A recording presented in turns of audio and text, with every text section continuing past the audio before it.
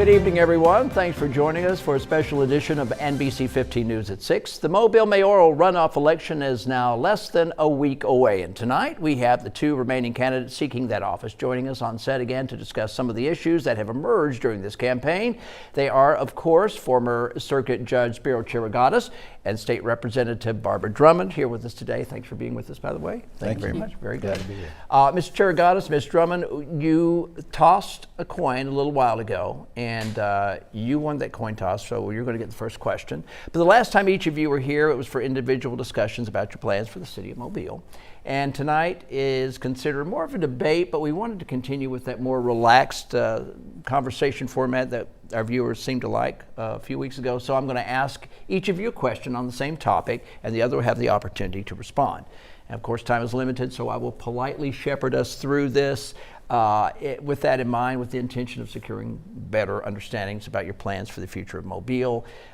So we're going to start with you, Mr. Chirigatis, first. Now, you both said that you would like to expand Mobile's police force, but that trust in the police department is essential and it needs to improve. So, Mr. Chirigatis, you mentioned you agree with the current police body camera policy in the department, choose to withhold the footage from the public.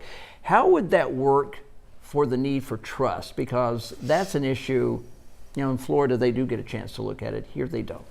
I hear that. I want to make sure that we're protecting our judicial process, coming from that world. It's something that I think about a lot. What I know what we have to do is release this footage directly to the people involved. The individuals involved, families, their attorneys. We need to make sure that they have that information early on so that it is out there and there's no chance of obfuscating the truth. But I worry about releasing it to the public because that's our jury. Mm-hmm. And in the end, a jury shouldn't see evidence until it's presented at trial. Do you think it pollutes the jury pool in Florida? I think it probably does, yeah. You think it damages justice over there? I think, I guarantee you that the lawyers in those cases ask the jury pool, have they seen the video? Mm-hmm. I guarantee it. Okay. What do you think? Well, I agree in investigative purposes, but I do think that all of those parties that are involved should have access to that footage. And when you look at Florida and else places, I don't think it jeopardizes the pool because they're still having trials there. So especially in those incidents where we see that the trust in our police is being eroded, because when you silence, that brings on the appearance that there's something more devious going on there. Mm-hmm. So I think that more transparency, but I am mindful of the investigative side, but I think that we can do it without tampering with our investigative side. I think that people ought to have the right, and I really do believe that that is one thing that we need to do to try to restore the trust, because these are the folks that are designed to protect us, and so we need to restore that trust within our police department. We're still talking about crime here and the police department, and I have been in the headquarters, and I'll be honest with you, the headquarters is literally falling apart. How will we go about improving where the officers work? Because that also affects attracting new police officers. What do you see as a solution to trying to get a new police headquarters in town? We need to make it a priority first and find the money to be able to do so. And I think that we can do that, but before we even do that, I think that we need to sit down with the leadership of the police department and look at what they want in order, because there are things that we can do not only from a facility standpoint, but even from benefits, to be able to make sure that we're retaining police officers as well as training police officers. And one of the things that I've often talked about, we do a whole lot of workforce development in the city of Mobile for all types of industries. But we stop when it comes to public safety. And I think that we need to create a pipeline from our school system into our police and fire departments so that will help us to restore. I remember a time when you asked little Timmy and someone, what do you want to be when you grow up? Most of the time they would say, I want to be a police officer or a fireman. You don't get that anymore. I know that there's the police cadets, and I'm not sure about how active they are. Would you like to see something more like that as well? Or what are your thoughts? And about the police headquarters, because that is going to have to be addressed. I think there's certainly a need there with the police headquarters. We need a facility that really reflects the quality of our police officers, and I think we have great police officers. I'm excited to be endorsed by the Police Benevolent Association and the Mobile County Law Enforcement Association. We do need to speak with them. We do need to understand their needs in a new headquarters. We need to make sure it's located in the right place, but there's no doubt we need to prioritize this. What we have now is just substandard. One of our staff members came to me today and said that some friends that live in Baldwin County say they are afraid to come to Mobile because they are afraid they are going to become a victim of crime. How do we change that perception? You know, it breaks my heart that people feel that way, because I don't feel that way when I'm walking around downtown Mobile.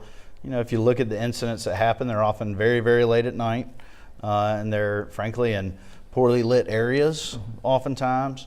I do think we need to increase police presence downtown. I want people to feel safe when they're visiting our great city, as safe as I do. And I was walking through the streets at Art Walk, the other night. I want our police force to be visible, and I do look at the downtown precinct as an area where we could double that force. If you're walking down Dolphin Street having a good night, I don't think you should have to look too far to see our police presence. Mr. Drummond, what do you think about that perception and reality? Well, you said Baldwin County. I'm very competitive. I think Baldwin County has crime in Baldwin County as well. So I don't want them to put all of this on Mobile. I think Mobile has some youth violence problems that we can deal with. And I always tell folks, I think that we need to start addressing our youth in this community when we're talking about law enforcement. And then I think we also need to start addressing those specialty departments within the police department, those that are dealing directly with the public, those that are solving crime. I've been endorsed by the homicide unit, many of those members, and I think that we need to go to them and see what it's going to take to have them on the street. And I also think that we need to do more intel downtown so that we can sort of prevent those problems from happening before they begin. When you go downtown, I too have been at Art Walk as well as having dinner down there the other day. I don't feel afraid. I don't. I think our downtown, which has come back alive, I think it is one of the most wonderful places in the city, but I think Mobile is a wonderful part. South Alabama is the jewel of Alabama. Before we go to break, one more question here. You're both passionate about the importance of after-school programs, their relation to crime, as well as improving the future of our children. And recently, the Mobile's Teen Community Center reopened. How would you go about making that option more attractive to teenagers? Because sometimes, if you want them to go, it's automatically uncool. Well, certainly parents of teenagers know that. I think we have a lot of great programs, and they need to be reinvigorated. You can do that through funding. You can do that by helping with advertising. But what we need to do is provide hope. What so many young people lack is a hope for a brighter future. And I think that hopelessness leads them towards crime too often. I met with a man yesterday eating lunch who said just that. He grew up in Maysville and fell into the wrong ways, and he's proud of the life he's built since then. And I said, hey, I need you to come to help me talk to some kids. If you've been there and you've lived it, let's reach out to these young people, show them that there are real pathways to success. With the industry we have, with the opportunities we have in our city, you don't have to achieve higher education levels to have a real pathway to success and wealth in our city. So you would put some of these pathways to career involving some of these teen centers or these boys and girls clubs and things like that? Certainly in mentorship. Yeah. So many young people lack mentorship and guidance in the way to walk. And I think we need to put that in their lives, whether it be in school or after programs. Okay. And Ms. Drummond, your thoughts? Well, I like the teen center, but I think that we need, again, to be transparent, to open it up so that we can make parents know that this is a safe place for their children, as well as offer more activities within that facility and get good instructors to go in there and be more transparent about what it's going to do, how it will lead to a future career path for those kids. How do you get the kids themselves to want to go, though? Well, that's what I'm saying. You have to build a level of trust. It's just like what we said with the police. You've got to build trust, and you've got to give them safe options, because a number of these kids are coming out of some pretty horrific situations. And so you're building that village back up within that facility, within the community. And then I think one of the things that's missing that we need to pull in is the faith community.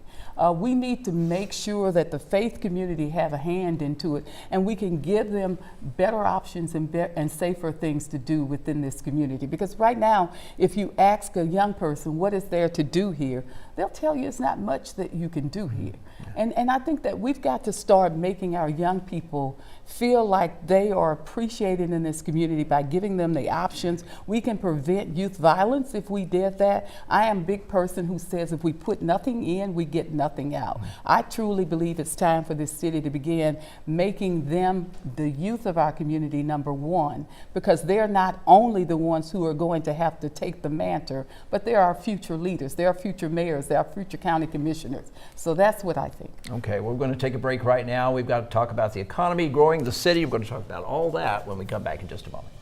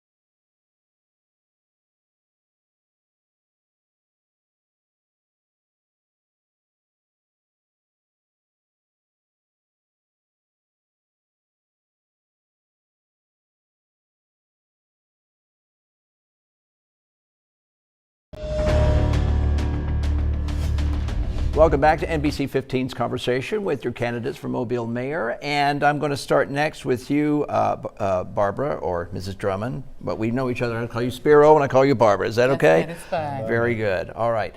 You mentioned the issues with bureaucracy in the city, meaning the process of getting things done is, you feel, convoluted in the city's government, and it discourages some businesses maybe from coming to the city or investing in our city. How would you go about making that different and making it a little bit easier? Well, after meeting with many in that community, I want to bring them to the table because they know what bureaucracy that they have to go through when they're getting through the permitting process, especially when we're talking about in our historic districts and downtown and in areas and areas where we have a lot of blight. Mm-hmm. We need to bring that community to the table and see how we can incentivize them not only to do some public-private partnerships as far as rehabbing houses and how we can make that process a lot more shorter, less bureaucracy, and make it customer friendly to the folks who are making the investment in our city. I think that's terribly important. Okay, I know right now they're talking about, and I'm going to turn to you for this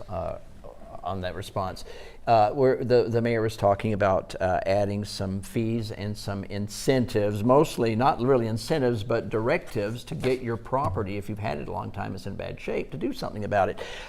Is that adding to the layers of bureaucracy, or is that something that's long overdue? I hope it's encouraging movement and investment. You know, a lot of people are spending money in our downtown.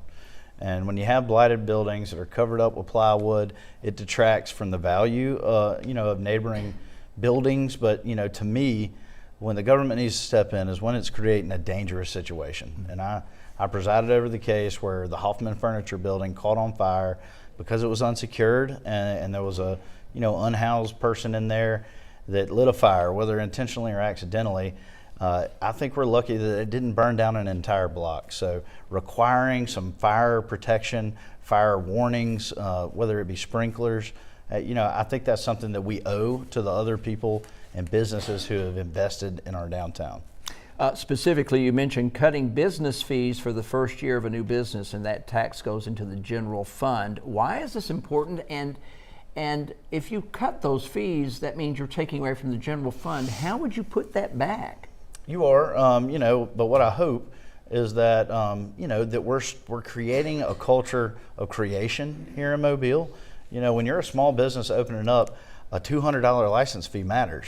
If you're selling $250,000 or less in sales in the year, of course that number can rise, and anything we can do to give small businesses a boost, to create a culture where businesses want to come and begin. If they're beginning a clothing label that can really ship around the world, why not start here? Gotcha. What do you think about a tax such as that? Well, first, I think it's more of accountability to help keep our downtown. And I am one of those that think if you're a property owner, you would want your property to be healthy because the property values will go up. So I think that what the mayor's doing is more giving accountability, and also by creating a mechanism where we can improve and keep property values and improve the character of this great city. I think all of that works hand in hand, and I actually like that and I've talked about that once before. I think all property owners throughout the city ought to be accountable, because there are those that live in those communities and have businesses in those communities that deserve to have a healthy community, that their property values haven't gone down. They're not living among blight. So I think that we all have an accountability as property owners. And then when you talk about those small businesses, I'm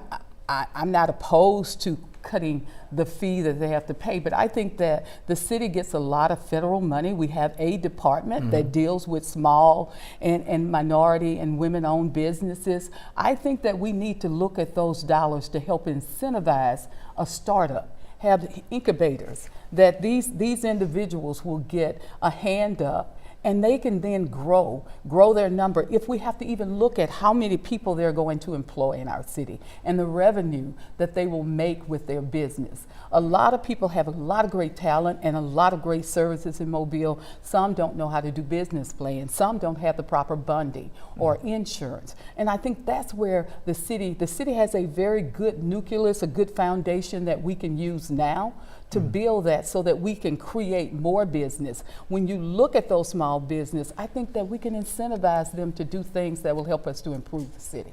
Okay, we're going to turn transportation now. Our transit system just changed hands. I'm sure you're aware of that. But there was a lot of controversy leading up to the new ownership. In fact, they had some bus drivers that stayed home to protest.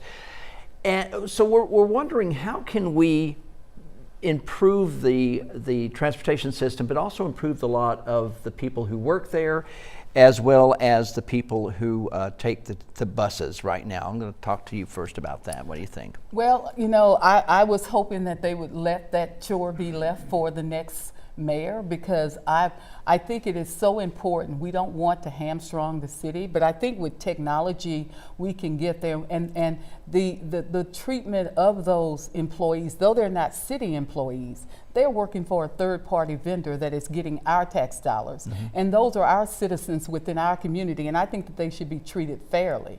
And so none of those kinds of things were brought up, and I think that they should have. But when I looked at the original contract, I was concerned, because it is going to tie the hands of the city for about 5 years. And if that is not working, what tool will we have? Because contractually, you can't break a contract. You put the city in some liability. But contractually, we need to look at other options of how we're going to make our transit system. Some areas may deserve a bus. Some may deserve smaller vehicles. We can use AI and technology to help us be more efficient. Other parts have done it. We can do it here in Mobile as well. I'm going to have to break you away there now, because I want to give you a chance before the break to respond to that. With VIA, VIA is a company that considers itself a tech company. They believe in data and being tech driven and how they're serving the community. I talk a lot about trolleys. I'm not saying our buses don't have a place, we own the buses. You know, the city owns the buses. The Wave has managed them. VIA will manage those buses. You know, and I certainly want to make sure we're taking care of our drivers. I'm glad that all the drivers that were working for Wave have a place at VIA. Frankly, I want to have more drivers because I want to have more trolleys on the roadways in regular, reliable, you know, easy to use routes that people don't have to have, you know, an app. There are a lot of people that don't use smart apps. And should they have the option of collective bargaining? Should they be able to bargain through their own? They have a union, Yeah. you know, they have a union, and I don't think this deal has affected their union in any way. Okay, we're going to take a break right now. We'll be back in just a moment, so stay with us.